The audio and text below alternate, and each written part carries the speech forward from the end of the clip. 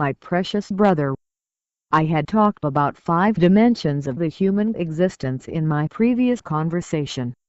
Substance, physiological and psychological dimensions are present also at the animals, but reason and moral dimensions belong to the human only. I want to emphasize the last 2 dimensions for the reason that these are the basis of the human behaviors. The human becomes owner of a personality with being taken over the management of the body by mind, in the 4th reason dimension.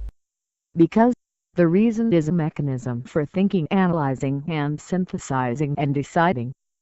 For this reason, this dimension is a dimension that the human behaves according to his self-free demands and desires, with his self-free volition and with his self-free decisions.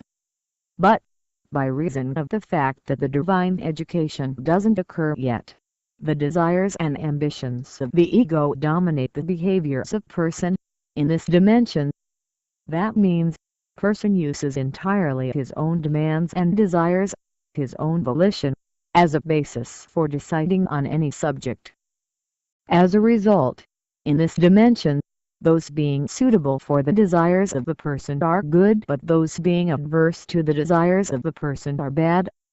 For this reason, the person cannot be rid of having a double standard. Because, while a thing and a situation is good for being suitable for his personal interests, at another time, the same thing and situation is bad for being adverse to his personal interests. An other characteristic of this dimension is to be fond of money, status and havings. In this dimension, for the reason that the person bases on the demands and desires of his ego as main manager of his behaviors, everything satisfying this desires gets a big value in his eyes. A big fondness arises in his heart for everything satisfying this demands and desires of his ego.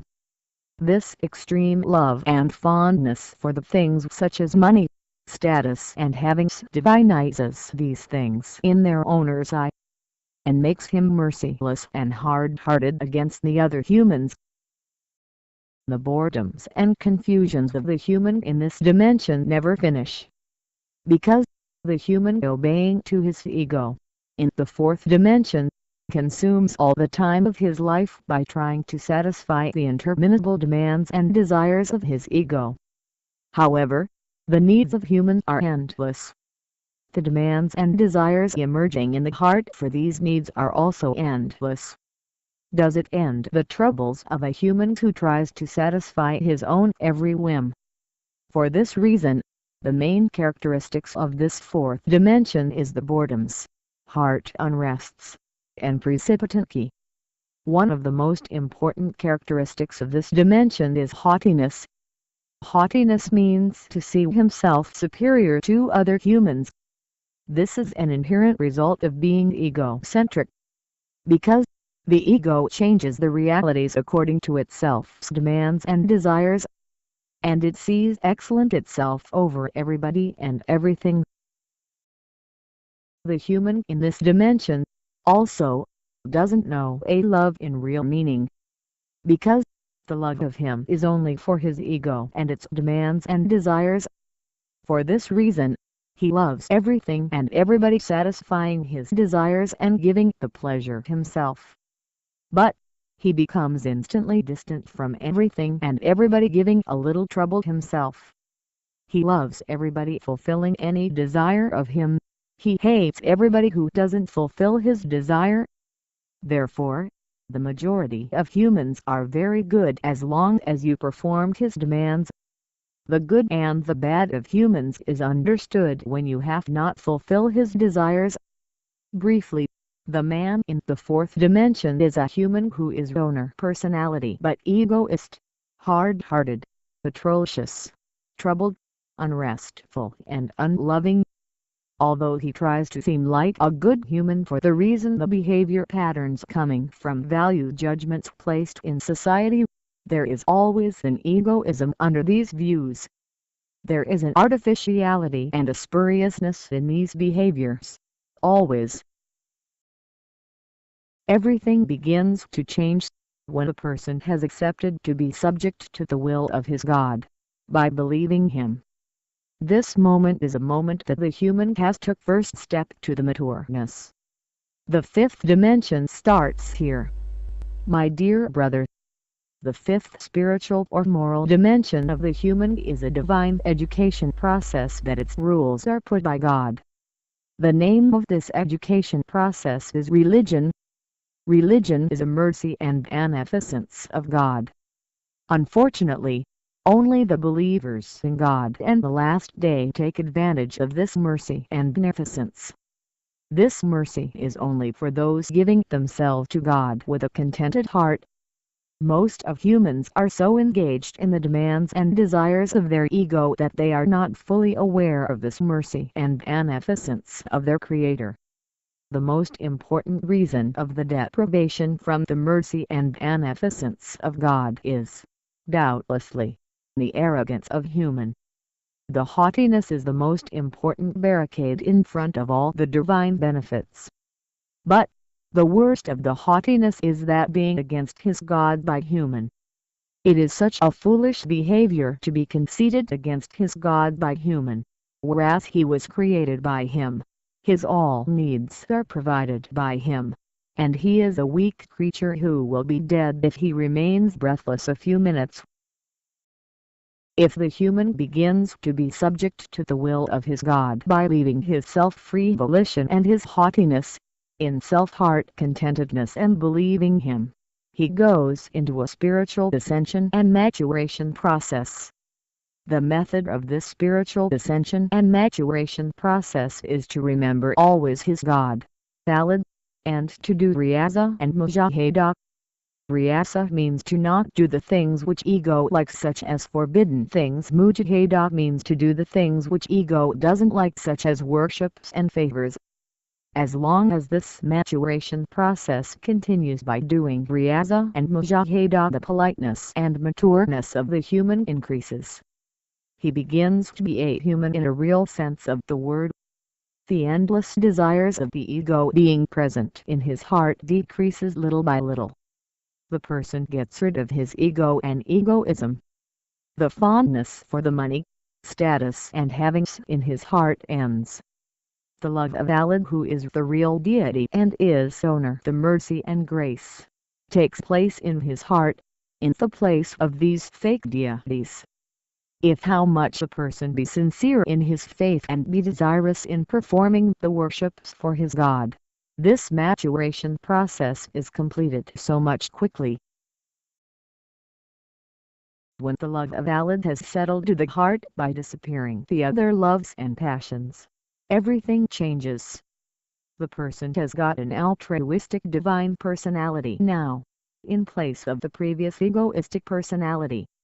I just compare this situation to this, that one greedy caterpillar which devours everything becomes one elegant butterfly which carries fragrances from flower to flower. After being completed, this maturation process takes modesty the place of haughtiness, gentleness the place of coarseness, compassion the place of heartlessness, bashfulness the place of shamelessness, beneficence the place of grimness, love the place of hate. This love in fifth dimension differs from the love in fourth dimension. It is a true love. It is not like the loves which be showed for world benefits and then disappears when these benefits finished. My dear brother, the most important results being obtained in consequence of this process are those: a strong faith and heart serenity depending on it.